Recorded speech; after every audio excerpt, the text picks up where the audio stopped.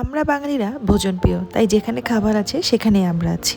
সবার মুখে মুখে অনেক প্রশংসা শুনেছি, তাই আজকে আর দেরি না করে চলেই আসলাম। এখানে আসার পরে কতক্ষণ দাঁড়িয়ে থেকে খাবার পেয়েছি আর খাবারের টেস্ট কেমন, সব থেকে বড় কথা হচ্ছে আমরা কোথায় এসেছি, সব কিছু মিলিয়ে থাকবে আজকে আমার এই ভিডিও। আসসালামু আলাইকুম এভরিওয়ান, সবাই কেমন আছেন? ট্রেন্ডিংয়ের পিছনে গা ভাসিয়ে দেওয়া বরাবর আমার পছন্দ না, তাই ভাইরাল জিনিস থেকে আমি সবসময় চেষ্টা করি নিজেকে দূরে রাখার জন্য। বাসায় সবার মুখে মুখে শুনেছি খাবার অনেক বেশি ভালো, টেস্ট অনেক বেশি ভালো, যার কারণে আর লোভ সামলাতে পারলাম না, চলে গেলাম জজ মোল্লা বিরিয়ানি হাউস অ্যান্ড রেস্টুরেন্টে।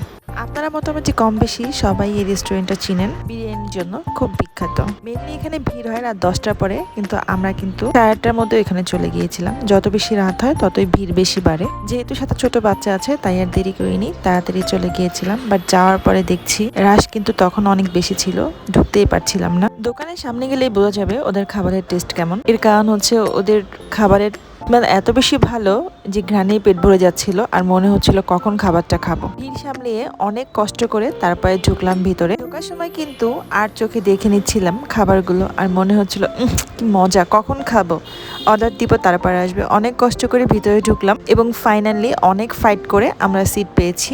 সিট পেয়ে কিন্তু মা মেয়ে বসে পড়েছি আর বসার সাথে সাথে মা মেয়ে চলে গেলাম ব্লগ করার জন্য। আইদার বাবাকে বলছিলাম আমাদের ভিডিও করে দাও। আইদার বাবা রেডি হচ্ছিল, ভিডিও করছিল, বাট ভিডিও করছিল না, শুধু মোবাইলটাই ধরে রাখছে। এটা নিয়ে আমরা অনেকক্ষণ হাসাহাসি করলাম। ফাইনালি খাবার অর্ডার দেওয়ার পরে খাবার চলে আসলো। খাবার দেখে কিন্তু মনে হচ্ছিল টেস্ট খুব বেশি ভালো হবে, test was just amazing.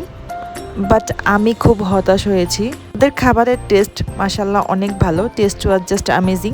But ওদের মাংসের কোয়ান্টিটি খুব বেশি খারাপ। জাস্ট ছোট ছোট 3 পিস মাংস দেয়, 1 পিস হাড্ডি দেয়, 1 পিস চর্বি দেয়। খাবারের কোয়ান্টিটি কিন্তু অনেক ভালো, যেহেতু কোয়ান্টিটি ভালো মাংস সেই পরিমাণ অনেক কম। ওদের খাবার কিন্তু প্রতি প্লেট ছিল 150 টাকা করে।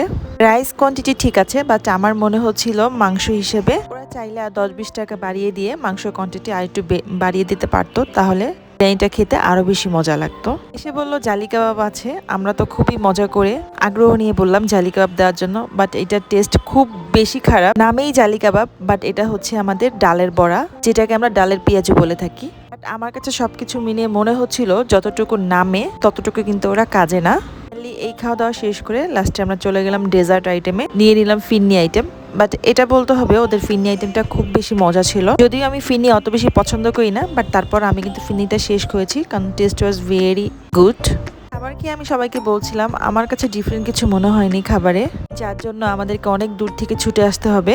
খালি তো আমরা, তাই ট্রেন্ডিংয়ে যেখানে যাই সেদিকে আমরা ফলো করে চলে যাই, এটাই হচ্ছে আমাদের নিয়ম। ট্রেন্ডিংয়ের মধ্যে আমরা ঘা ভাসিয়ে দিই। খাওয়ার সময় দেখলাম ওদের কিন্তু কাবাব, হট আইটেম, এরকম আরও অনেক কিছু ছিল, যদিও আমরা এগুলো নিইনি। জাস্ট আমরা বিরিয়ানি খাওয়ার উদ্দেশ্যেই গিয়েছিলাম। আমরা একটা খিচুড়ি নিয়েও টেস্ট করেছি।